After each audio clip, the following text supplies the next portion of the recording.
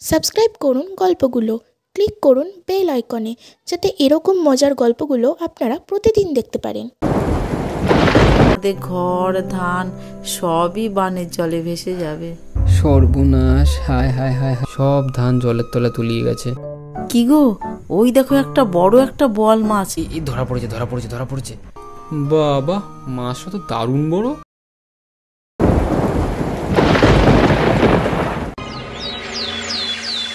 এইভাবে যদি বৃষ্টি হতে থাকে তাহলে তো আমাদের ঘর ধান সবই বানের জলে ভেসে যাবে। ঘরে তেমন খাবার মজুদ করাও নেই যে বান আসলে কয়দিন ঘরে বসে বসে খাবো। কিরে পদ্মা, কি ভাবছিস এত দুয়ারে বসে বসে?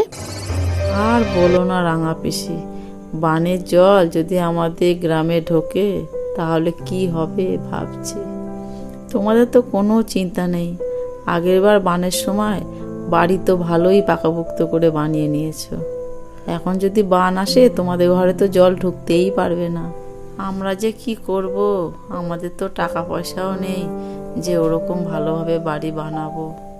ওসব নিয়ে এখনো তো ভাবিস না তো, তোদেরও একদিন পাকাপোক্ত উঁচু ভিটে বাড়ি হবে। উপরওয়ালার উপর ভরসা রাখ, সব ঠিক হয়ে যাবে একদিন। সেই যেন হয়। আমি এখন চলি তাহলে, ওদিকে আবার তোমাদের পিসমশাই যদি আবার এসে ভাত খেতে চায়। আমি ভাত বসাই গিয়ে, চললাম এখন। ঠিক আছে পিসি, তাহলে আবার পরে এসো। উফ, কি যে অবস্থা মাঠে! জল তো পুরো হাঁটু ছুঁই ছুঁই। আর একটু জল বাড়লেই সব কটা ধান জলের তলে চলে যাবে। কি যে করা যায়! আর বৃষ্টি না হলেই ভালো হয়। যাই, বাড়ির দিকে যাই আপাতত, অনেক দেরি হয়ে গেল আজ।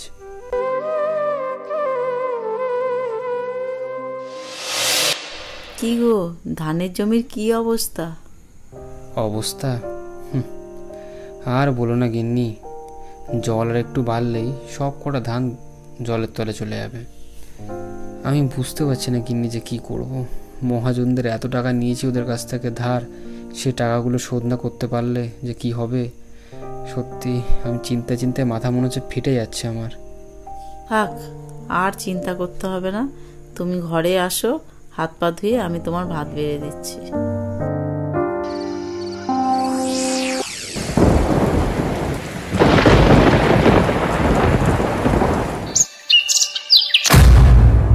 সর্বনাশ! হায় হায় হায় হায়, আমাদের কি সর্বনাশ হলো! যা বৃষ্টি হয়েছে তাতে তো আমার সব ধান জলের তলে চলে গেছে। এখন আমি কি করব? কেঁদো না গো, কেঁদো না, মনকে শক্ত করো। আমরা দুজন মিলে একটা উপায় ঠিক বার করে নেব। যা হওয়ার তো তা হয়েই গেছে। গিন্নি, আমি তাহলে মাঠে গিয়ে দেখি যে কি অবস্থা, জল কতটা উপরে উঠেছে। ঠিক আছে, তুমি মাঠে গিয়ে দেখো ধানের কি অবস্থা, আর আমি এদিকে মাঠের থেকে কিছু কমলি শাক এনে রান্না করে রাখছি। দুপুরে মাঠ থেকে এসে তাই খেও।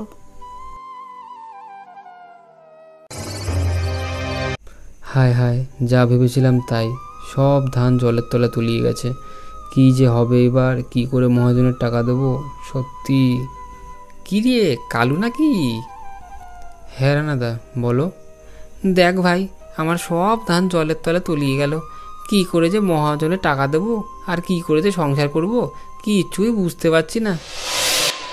কথায় আছে না দাদা, জীবন দিলে কাঞ্চা বাঁশের খাঁচারি মতো, যতই রাখি যতনে ভাঙে অবিরত। তেমনই হচ্ছে আমাদের জীবন। যতই আমরা চেষ্টা করি ভালো করার, কিছু না কিছু করে সেই অবস্থা খারাপ হয়েই যাবে, চুরমার হয়েই যাবে। এটা একদম ঠিক কথা বলেছিস। কেন জানি না, গরিবদের আরও বেশি ক্ষতি হয় আর বড় লোকের আরও বেশি বড় লোক হয়। যাই হোক দাদা, যা হওয়ার তা হয়েই গেছে, আমরা আর কী বা করতে পারবো বলো। আমি তাহলে বাড়ির দিকে যাই। ঠিক আছে বাবু, আমিও বাড়ির দিকে যাই। সে অনেকই দেরি হয়ে গেছে, এখানে থেকেও বা কী বা করবো।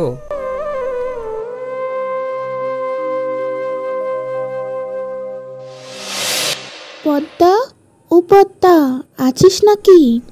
হ্যাঁ রাঙা পিসি, বলো। তোরা সব ঠিক আছিস তো?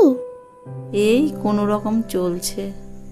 এই বন্যায় তোদের জন্য কিছু চাল এনেছি রে, ভাবলাম যদি তোদের কোনো অসুবিধা হয় এই সময়, তাই এগুলো নিয়ে এসেছি।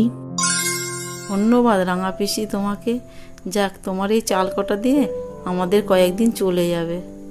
পরে কোনো সমস্যা হলে আমাকে বলিস কিন্তু। আমার এখন আবার সময় নেই। ওদিকে দিদার বাড়িতে গিয়ে দেখি বুড়িটার কি অবস্থা। চলি তাহলে। ঠিক আছে পিসি, এসো তাহলে। কি গো, মাঠে কি দেখলে? কি অবস্থা? ওই যা ভেবেছিলাম, সব ধান বানের জলে তলিয়ে গেছে। গিন্নি, আরও যদি বৃষ্টি হয় তাহলে কিন্তু বানের জল আমাদের ঘরে ঢুকে যাবে। তার জন্য ভাবছি আগে থেকে ঘরের ভেতরেই একটা মাচা বানিয়ে রাখবো। আর যাই হোক, ঘরে যদি জল ঢোকে তাহলে সেই মাচার ওপর শুকনোভাবে থাকতে পারবো আমরা। তুমি বরং তাই করো, সেটাই বেশ ভালো হবে।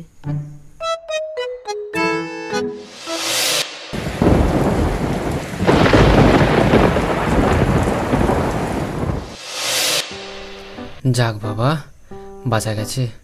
মাচাটা বানিয়েছিলাম বলে রেহাই। কিন্তু রান্না করব কি করে?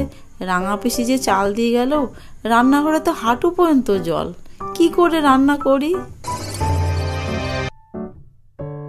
কি গো, ওই দেখো একটা বড় একটা বোয়াল মাছ, মনে হচ্ছে বানের জলে ভেসে এসেছে। হ্যাঁ হ্যাঁ, তাই তো গিন্নি, এ তো বহুত বড় বোয়াল মাছ। বাবা, গিন্নি গিন্নি গিন্নি, তুমি তাড়াতাড়ি আমার কোচটা দাও, আমি শিকার করি, মাছটা শিকার করি। দাও দাও দাও দাও। এই নাও। এই তো মারলাম আমি। এই দেখো, এই ধরা পড়েছে ধরা পড়েছে ধরা পড়েছে। বাবা, কি বড় বোয়াল মাছ! বাবা, কত বড় বোয়াল মাছ! মনে হচ্ছে খেতে বড় মজা হবে।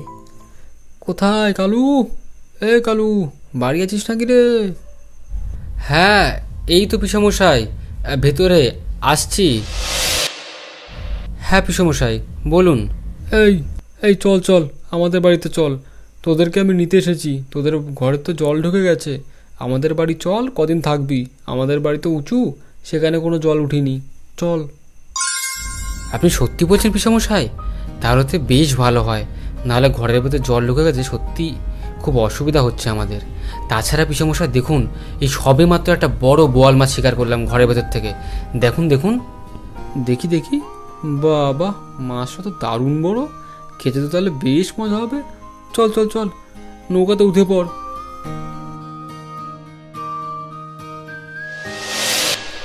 ও গিন্নি, দেখো চলে এসেছি। পিসি, তুমি তাহলে ভাতটা বসাও, আমি মাছটা কেটে ভেজে ফেলি। ঠিক আছে, তাহলে তাই ভালো হবে। আমি তাহলে গেলাম, ভাত চাপিয়ে দিচ্ছি এখন।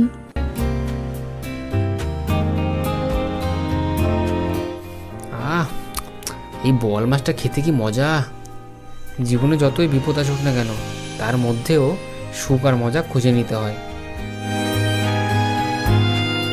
সাবস্ক্রাইব করুন গল্পগুলো, ক্লিক করুন বেল আইকনে, যাতে এরকম মজার গল্পগুলো আপনারা প্রতিদিন দেখতে পারেন।